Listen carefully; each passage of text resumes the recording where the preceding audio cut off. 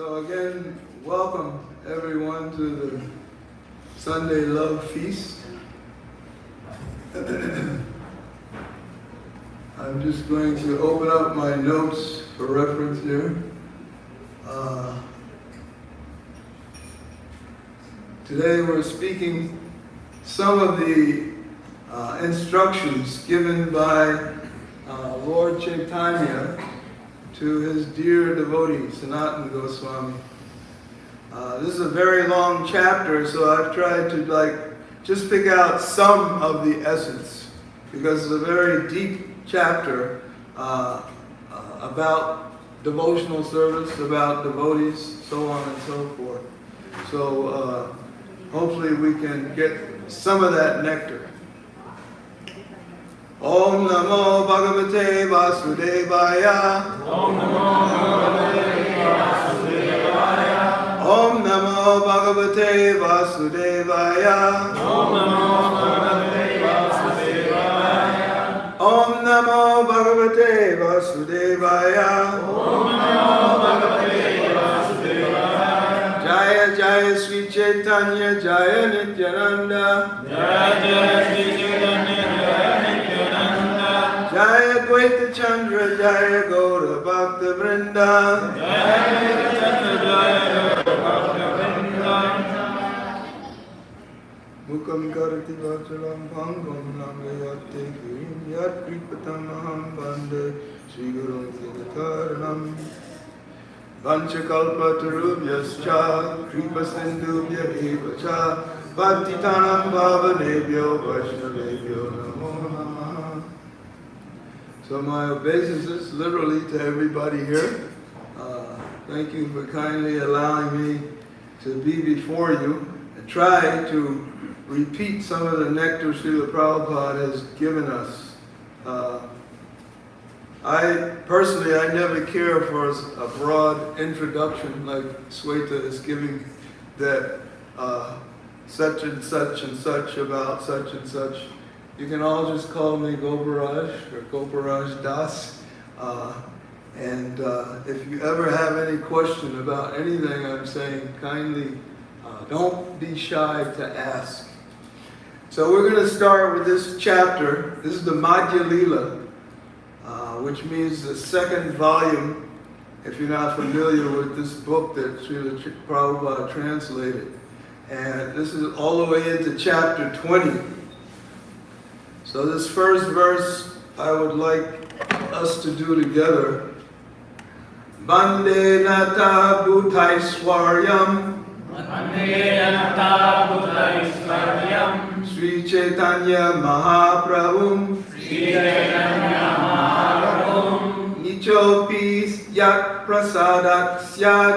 Nichopi Yat Prasadat Syad. Bhakti Shastra Pavartaka. Bhakti Shastra Pavartaka. So the translation by Srila Prabhupada. Let me offer my respectful obeisances unto Sri Caitanya Mahaprabhu, who has unlimited, wonderful opulences.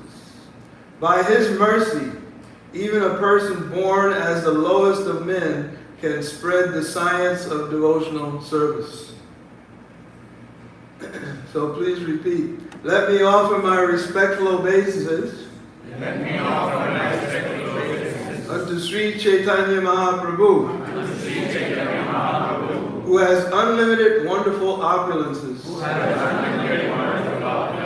By his mercy, even a person born as the lowest of men can spread the science of devotional service.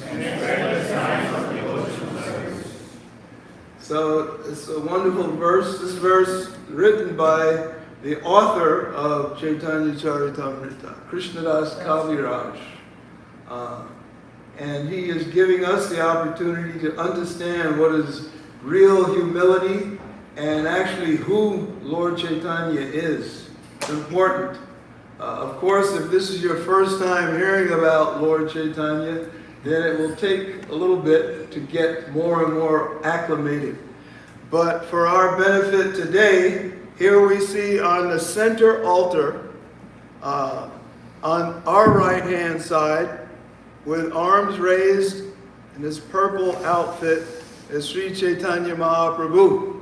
Sri Caitanya Mahaprabhu ki!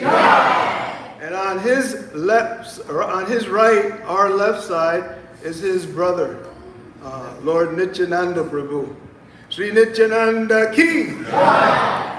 So I'm introducing these personalities. Most of you, or many of you, are familiar to some degree. But imagine Krishna is right here with us. The tendency is to come in and see the deities. Altar is nice, with some flowers, with some decorations, and that's it.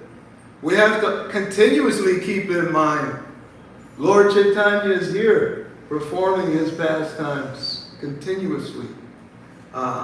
It's not some type of idol, some type of statue, something carved by somebody with no knowledge.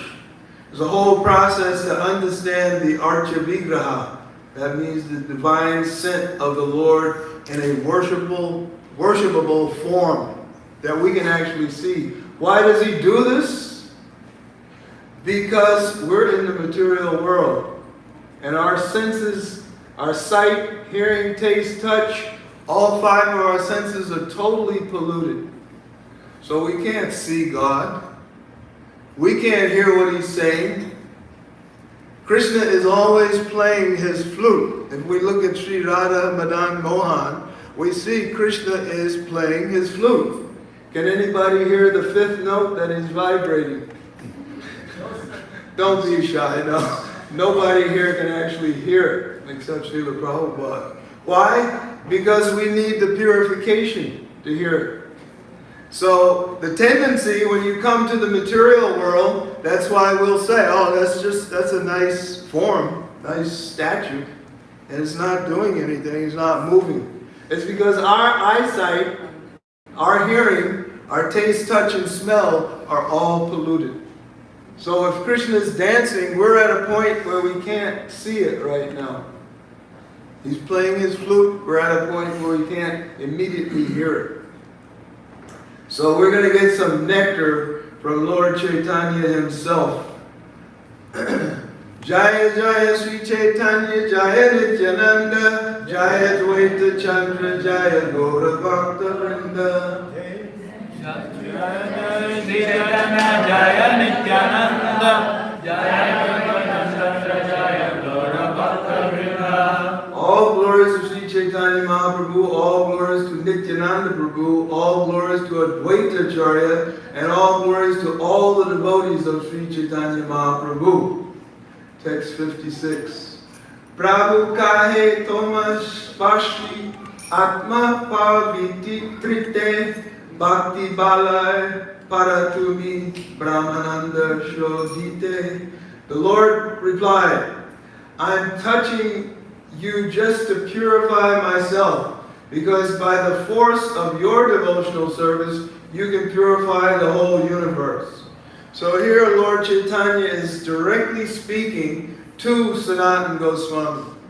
And many of you might have heard this very nice pastime, how Sanatana Goswami came there to visit the Lord, to see the Lord. It's a whole long story about how he actually had to literally bribe his way out of jail. Can you imagine? A devotee in jail had to bribe his way out of jail and fool his former boss and just leave so he could travel and meet the Lord. But it's a very elaborate, long pastime. Why Sanatana went through this. Again, this whole thing is for our benefit. But Lord Caitanya is telling him after this first meeting that persons like him, like Sanatana Goswami, are themselves very pure. So the Lord, can you imagine, Lord Caitanya wants to be purified by touching his devotee? We have to stretch our imagination to even try and understand that. So text 58, here Krishnadas Kaviraj quotes a verse from the Hari Bhakta Vilas. This book, this work was written by Sanatana Goswami, but it gives us some insight to what's going on here. Name bhaktas chaturvedhi mad bhakta swapacha priya tasmai deyam tato grayam sacha pujo yatahi aham. Translation. Lord Krishna said, even though a person is very learned scholar of Sanskrit Vedic literatures, he is not accepted as my devotee unless he is pure in devotional service. However, even though a person is born in a family of dog eaters, he is very dear to me if he is a pure devotee who has no motive to enjoy fruitive activity or mental speculation. Indeed, all respect should be given to him, and whatever he offers should be accepted. Such devotees are as worshipable as I am. Amazing verse. Just meditate a moment on what Krishna is saying there about the nature of a pure devotee. Srila Prabhupada was a pure devotee. And we can see the result of his activities by coming to the West. Yesterday at the Super Saturday program, Sweta Swarup Prabhu gave a very nice synopsis of Srila Prabhupada's pastimes of coming to the West. Why did he come? How did he come? The difficulties. Most of you may have heard, Srila Prabhupada traveled on a steamship. It's a very primitive form of travel compared to Delta Boeing 747. It took over a month of time to travel. And when you're on the ocean, how many people have actually traveled on the ocean? Anybody? One. Got a couple here. You know how it can be. And if you're not accustomed, you get this condition, these landlubbers get this condition called seasick. That's nothing. Srila Prabhupada had 2 heart attacks aboard that steamship. The captain was at a point where he thought, this old gentleman, he's not going to make it. And who would not think that? Srila Prabhupada at that point was 69 years old. Most of us are like retired by that, or trying to retire by that time. But Srila Prabhupada was like somebody in his prime of his youth, traveling on this steamship coming to the U.S. Because he had one goal, to carry out the order of his guru. So again, a very important lesson can be learned, what we have to do in this lifetime. We have to really search out a guru and do what he says. So let's get a little bit more into this nectar. Ke ame kene amaya jareta patraya iha nahi jani ke mane hitaya. Who am I? Why do the threefold miseries always give me trouble? If I do not know this, how can I be benefited? Extremely important question for any human being on this planet to ponder. Who am I? What am I doing here? Of course, most of us, we get this question at some point in our life. Especially when you get fed up with something. Or when somebody's making you very aggravated. So these threefold miseries from your own mind and body, that's one type. Miseries from other living entities, could be a mosquito or even your best friend. Other living entities can cause us problems. And then miseries from the demigods. But what do I mean like that? By that, I mean the aspects of nature that we have no control over. So from the Bhagavatam, we learn that certain demigods actually control the higher physical nature, like storms, droughts, deserts. So many things like this are under the control of demigods. We have no control. If a tsunami comes in, we're just wiped out. If there's a hurricane coming through Atlanta, can you stop it? You might have time enough to send a siren, but what is that? Nobody's prepared for these things. So these three types of miseries are going to be there throughout our lives. They're going to be affecting us. So Sanatana Goswami is asking Lord Caitanya, who am I? What do I do about these things? What can one do about this? Yaya Kshetrajya Shakti Sa Veshita Ripa Sarvaga Samsaratapan Akilan Avapno Yatra Santanatan. Translation. O King, the Kshetrajya Shakti is the living entity. That's us. Although he has the facility to live in either the material or the spiritual world, he suffers the threefold miseries of material existence because he is influenced by the avidya. Avidya means nescience, ignorance. The nescience potency, which covers his constitutional position. So a key verse to understanding our position. When you take a material body, when you're born, you become covered. That is the mode of ignorance. Everybody, and no offense intended, everybody here even, everybody in Atlanta, everybody in this planet, born in the mode of ignorance. You've taken a material body. So if we meditate on that point, it's very eye-opening. Because the first thing you're thinking, well, I don't really I want a body that doesn't break down. How many would buy a nice car if they knew in 2 or 3 months you'd be at the mechanic shop putting another $3,000 in it? You wouldn't. But that's the situation we have right now. We've got this material body. So with it is inherent certain problems. Even when you surrender to the Guru and become an initiated disciple, doesn't necessarily mean Krishna's going to now just place you in the spiritual realm.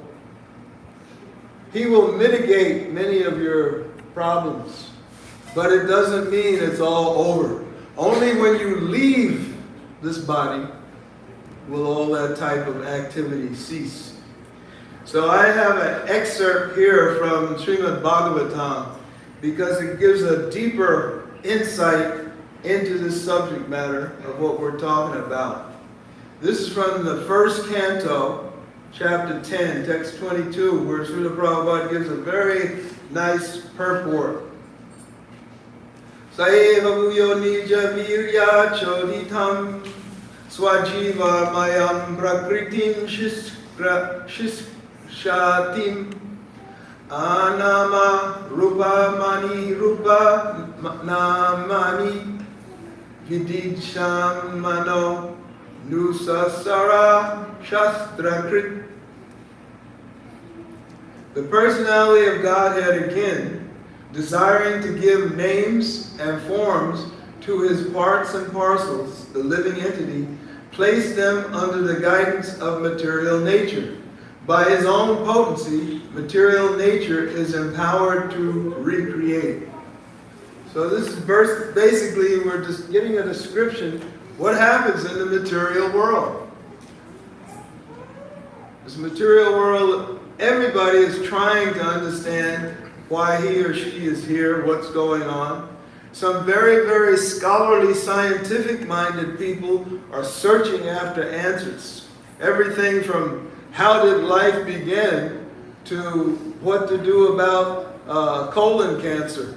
They're searching for all these answers. They haven't been able to find anything definitely conclusive to say we have it. So we're going to see why that is so. The living entities are parts and parcels of the Lord. They are of two varieties, namely Nitya Mukta and Nitya Baddha. The Nitya Muktas are eternally liberated souls, and they are eternally engaged in the reciprocation of transcendental, loving service with the Lord and His eternal abode beyond the material, mundane creations. So this statement is telling us, sometimes our mind just kind of keeps us in our own neighborhood. We're talking about not only the universe we live in, but everything you can see out there. We've sent out giant telescopes to search this whole universe, but still, we're only in one universe. Krishna has so many universes we can't fathom. They're all material. Think of it. So many universes we can't even fathom. And they're all material. So there are a lot of beings in these universes, a lot of types of beings, and a lot of places that one can go. Don't think of sightseeing. This is not a tourist attraction. Don't get caught up in it. Because there are 8,400,000 species of life. Of those, 400,000 species of human beings. And Srila Prabhupada explains in the same Srimad Bhagavatam, right now on the planet Earth, there's only one species of human being. There are 400,000 species, but right now there's only one on our planet. So where are all the others? Do you think for one moment that this vast universe that we can look out at night and see all the stars is just empty? Oh, it just happened to be there. And I just happened to be here suffering in this material world. No, there's no such thing as an accident. Nothing is accidental. We continue. We just understood who the Nitya Baddhas are, meaning eternally liberated. They're always in the spiritual world serving Krishna in so many capacities. Now the Nitya Muktas. The Nitya Baddhas, that's what category we come into. Nitya Baddhas are eternally conditioned souls, are entrusted to his external energy, Maya, for rectification of their rebellious attitude toward the Supreme Father. Nitya Baddhas are eternally forgetful of their relation with the Lord as parts and parcels. They are bewildered by the illusory energy as products of matter, and thus they are very busy in making plans in the material world for becoming happy. They go on merely with plans, but by the will of the Lord, both the plan makers and the plans are annihilated at the end of a certain period, as above mentioned. So that's our plight. We're born into this world, and then, because our parents treat us so nicely, we think we belong here. It's a simple fact. How many parents from the very beginning had this knowledge to say, I'm glad you're here, but you got to start preparing to leave? Is anybody's parents actually on that level where they could give them this knowledge? Especially in the Western countries, before Prabhupada came. It's all just nonsense. But this is crucial knowledge, because if you go take the opposite of what Srila Prabhupada was just describing, everybody is busy making plans on what? How to become happy. I shall become a doctor. I shall become a lawyer. I would like to be an artist. I shall be the best musician. I shall be the best this and that. So many plans we make. I will get the best grades in school.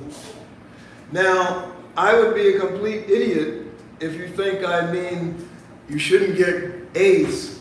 You should ace everything you do in school. But let's go on. Why should you do that? Because you know the purpose of life. If you don't know the purpose of life, that's what Srila Prabhupada is talking about. You go on making plans. I'm going to save up to get my Maserati. A couple more years, I'll have enough to get it. I'm going to save up to get, I have an apartment now, but I want a 17-bedroom house, private bath in each bedroom. This would be great. Then I can invite my friends over. Gonna save. If you have a 17-bedroom house, excellent, because you can use it to serve devotees. But if you don't have that kind of situation, and your so-called goal is to achieve that, you want a mansion on the hill, then you may get it in this birth, or you will definitely be coming back again, and you'll work on that same goal. How to become rich, how to become wealthy, how to become famous. So many things that people endeavor for. This is confirmed in the Bhagavad Gita 9:7 as follows. O son of Kunti, at the end of the millennium, all the living entities merge into my nature. And again, when the time of creation is ripe, I began creation by the agency of my external energy. The word bhuya indicates again and again. That is to say, that the process of creation, maintenance, and annihilation is going on perpetually by the external energy of the Lord. So this is birth and death. In the Kali Yuga, this is the name of the age we live in right now, a person is very lucky if they can live to be 90, 100 years old maximum. Prior ages, a person could live longer. But in all four ages, one thing was certain, and that is you have to leave the body. Even if you manage to make it all the way up to the higher regions in this universe, Gandharva Loka, certainly Brahma Loka, where Lord Brahma himself resides, still there's annihilation. That's what Krishna is talking about. So it's certain. And then when this annihilation takes place, when the Lord decides again, there's another creation. And all the living entities, that's us, all the living sparks, us. Krishna doesn't forget. So if you were at the point where you were a human being developing higher consciousness, you will take up a birth where you can again develop that. If you were a dog, a lion, a cat, a mouse, whatever point you were at, when the manifestation comes again, you start from that point. It's not like your slate is wiped clean, and now I have another birth, now I have opportunity to do whatever I want. No. The only thing we will do is continue making plans. Plans to do this and that. So now we're beginning to see the mercy that Srila Prabhupada brought to the West, not only to the West, to the whole planet, through the mercy of Bhaktisiddhanta, who reawakened this flow of energy in India during his lifetime. He reawakened the necessity to study Srimad Bhagavatam. Not for show, or not to say, oh yes, in my house I have Bhagavad Gita. I am having long time Bhagavad Gita. Haven't read it yet, but I'm having a long time. You have to read Bhagavad Gita as it is, an authorized translation, because that's where this knowledge is. Let's get a little bit more of this purport. The word bhuya indicates again and again. That is to say, the process of creation, maintenance, annihilation is going on perpetually by the external energy of the Lord. He is the cause of everything, but the living beings who are constitutionally part and parcels of the Lord and are forgetful of the sweet relation are given a chance again and again to get rid of the clutches of the external energy and to revive the living being's consciousness. The revealed scriptures are also created by the Lord. Vedic literatures are the guiding directions for the conditioned soul so they can get free from the repetition of creation and annihilation. of the material world. The Lord says in Bhagavad Gita, the material world and material body. The Lord says in the Bhagavad Gita, this created world and material energy are under my control. Under the influence of Prakriti, automatically they are created again and again. And this is done by me through the agency of my external energy. Actually, the spiritual spark, the living entity, has no material names or forms. But in order to fulfill their desire, the Lord is to lord it over the material energy of material forms and names. They are given a chance for such false enjoyment. And at the same time, they are given a chance to understand the real position through the revealed scriptures. Srila Prabhupada is digging into our consciousness, and he's planting the most beautiful plant imaginable, transcendental knowledge. You can't go to Harvard and get this training. You won't get it at Emory. You can sign up for all different kinds of things, but you won't get transcendental knowledge unless you hear it from the great Mahabhagavats like Srila Prabhupada. And what is the result? The result is that you can find out, finally, what is the goal of life. And when you find that out, it doesn't mean that you sacrifice everything you want to do. You can be the greatest musician, but if you do it for Krishna, that's different. You can be an expert artist. You can be an expert anything. You can practice medicine. Look at our dear Adi Gadadhar Prabhu. He's an expert doctor, but he's also a Vaishnava devotee of Krishna. So it depends on how you engage whatever you have. Maybe you're not expert in anything. Maybe once a week you feel like, sweeping your yard. That's about all you can do. If you do it in an expert manner, with your consciousness that this is not my yard, this whole property belongs to Krishna, and I'm trying to the best of my ability to make it clean for Krishna, it's a different mentality. Very simple. So you don't have to be scholarly trained in anything, or if you are scholarly trained in anything, everything, still it has to be dovetailed.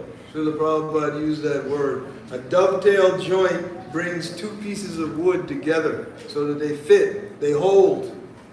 So if we dovetail our lives with Krishna, we don't have any problem.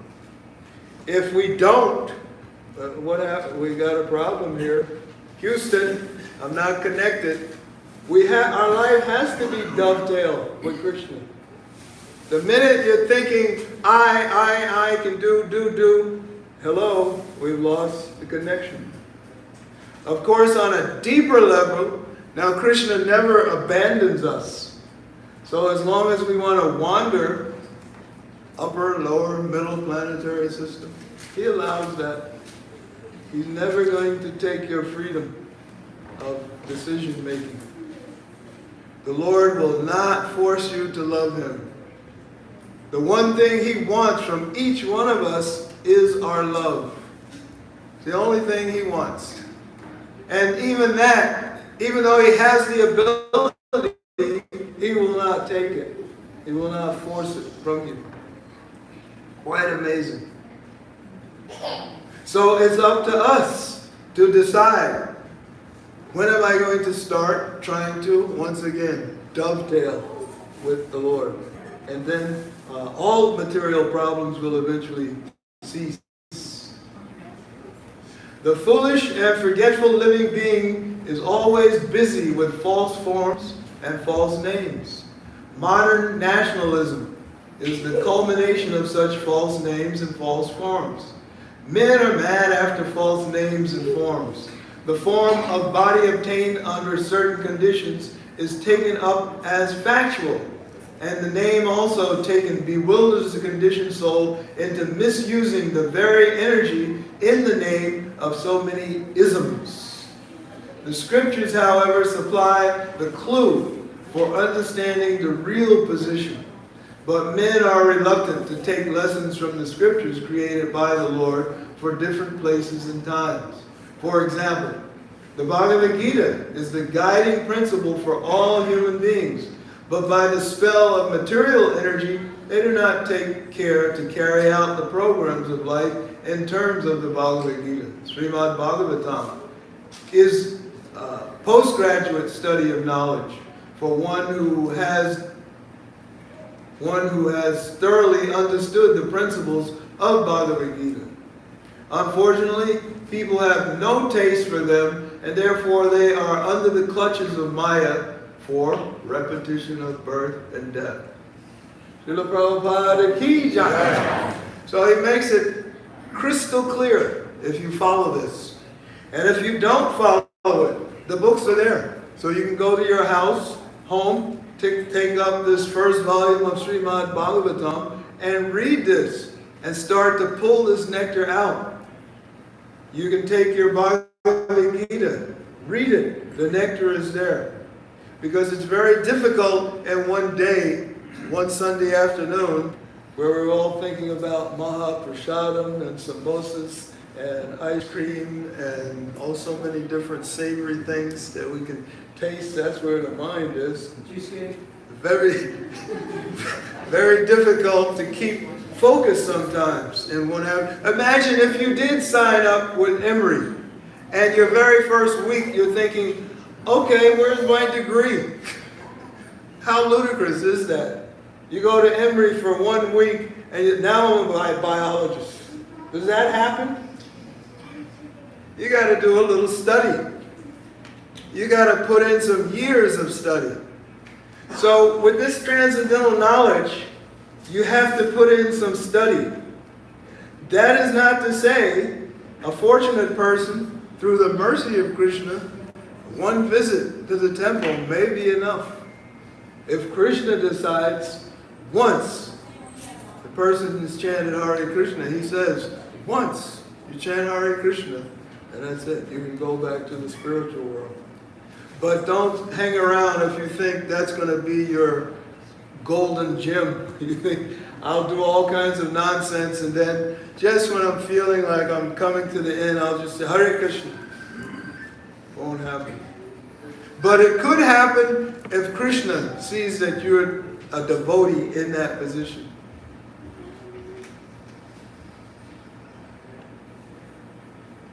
We will try to finish up here. Back to Caitanya Charitamrita. Krishna Buli Se Jiva Anadi Brahma Mukha Athaiva Maya Tarideya Samsara Dukkha. Forgetting Krishna, the living entity has been attracted by the external feature from time immemorial. Therefore, the illusory energy, Maya, gives him all kinds of misery in this material existence. So that's a summary of why we're going through all this. We've just become forgetful of Krishna. Very simple. It's not like you need a degree to understand this. Why are we suffering? Why did we come here to this world? Planet Earth. Why were you born on planet Earth? We're lucky because we were all born into a human body. How many other types of animals on this planet right now? Nobody can even count. Who even considers, the little ants crawling around? There might be one by your seat right now. So who knows? But that's a birth. So how fortunate is this human birth? The ant cannot appreciate Krishna. It's got to go through this type of evolution from an ant's body all the way back up. That's real evolution. Where you're born, you die, you go to the next species. It's not like evolution in the quote Darwin methodology, that the body is trying to find out a better situation. It's total nonsense. You transmigrate. Bhaktisiddhanta, in his teachings of Lord Caitanya, he gave a very scholarly synopsis of what is this evolution of the living being. It has nothing to do with Darwinism, but it's an evolution through the different grades of how the living entity has forgotten and can once again learn to appreciate Krishna. Up here on this painting, not all of you can see it, but up here in the center, we have the 10 major incarnations of Krishna. And he explains how Krishna comes in those particular ways. One reason behind it, there's many reasons, but one reason, he comes in a way that devotees can reciprocate to that particular incarnation. And why is he doing that? Giving them the opportunity to again come back to the spiritual realm. In the spiritual realm, then there's no more birth, death, old age, and disease. Janma, Mrityu, Jara, Vyadi. We get rid of it. Because what is there? Service. And not service like the mind may be telling us in this world. My boss wants me to do this project. He's giving me only 1 week. My wife wants me to mow the lawn and do the dishes and everything. I can't do it all. My friend is expecting that. That's service here in this world. That's useless service. Real service to Krishna has nothing negative about it. It's blissful. That requires another many classes to explain the bliss of devotional service. But it's not material activity. So there's nothing negative about it. The devotees, the Nitya Muktas, are always in bliss. Maya Mugdha Jivera Nahi Swata Krishna Jan Jivera Kripaya Kaliya Krishna Veda Purana. The conditioned soul cannot revive his Krishna consciousness by his own effort. But out of causeless mercy, Lord Krishna compiled the Vedic literature and its supplements, the Puranas. So, very important verse. Because some people will tell you, do I have to worship God? Do I have to go to the church? Do I have to go to the temple? Do I have to, so many things. So this is why you have to inquire. The answer to that question actually is yes. If you're serious. That's like, again, I'm using this Emory analogy. But if you're thinking, I'm going to become a doctor, but do I have to go to Emory? I just want to, I got a nice sign already made up. And I can put it on my office right now. Dr. Frog. I'm a doctor of everything, whatever your problem is. No, you can't do it. You need some help. So that's why Krishna gave the Vedas. It's not like some man sat down and wrote up some stories, some mythology. Like Zeus and what are all the Greek, who knows Greek mythology here? Anybody remember this? We were taught Greek mythology in school. We taught so many other types of things. But we have to know factually. And the only way to know factually is by Sabda Brahmana, this divine transcendental vibration. Bhakyaham ekaya graya shradayam priya satam bhakti gunaiti mam nishta swapaka api sambhavat. Being very dear to the devotees and sadhus, I am attained through unflinching faith and devotional service. The Bhakti Yoga system, which gradually increases attachment for me, purifies even a human being born among dog eaters. That is to say, everyone can be elevated to the spiritual platform by the process of Bhakti Yoga. So literally, Lord Caitanya is giving everyone this opportunity to get your PhD in material life. That's simple. You can get a PhD in material life by this process. And this process is so simple that sometimes it's overlooked. What is this process? Hare Krishna, Krishna Krishna, Hare Hare, Hare Rama, Rama Rama, Hare Hare. That is the process. Let's finish this up. Daridra nasa bhava krishaya premera palanaya prema sukha bhoga mukha prayojanahaya. The goal of love of Godhead is not to become materially rich or free from material bondage. The real goal is to be situated in devotional service to the Lord and to enjoy transcendental bliss. And finally, we're going to leave off with this quote, which Kaviraj Prabhu, Krishnadas Kaviraj Maharaj, he gives this quote in the Caitanya Charitamrita, which is the quote of the first verse in the Brahma Samhita. Very nice verse. Ishvara Parama Krishna Sakchirananda Vira Anadiradir Govinda Sarva Karana Karanam. I would like you to try it this time. Ishvara Parama Krishna Sakchirananda Vira Anadiradir Govinda Sarva Karana Karanam. Krishna, who is known as Govinda, is the supreme controller. He has an eternal, blissful, spiritual body. He is the origin of all. He has no other origin, for he is the prime cause of all causes. Srila Prabhupada ki jai. Any questions? Any point not clear? Yes, Prabhu. Prabhu, earlier you were talking about the difference between Nitya Mukta and Nitya Pada. And it's easy to understand the term eternal in the context of Nitya Mukta. They never fall out of bliss. They never forget Krishna. Nitya Pada, it's talking about eternally forgetful. And yet at the same time, we have a chance continually over and over again to come out. So what's the difference between the meaning of eternal in those two situations? Nice question. Eternal in that sense, we have to understand how Krishna gives us this freedom of choice. He will never take that away.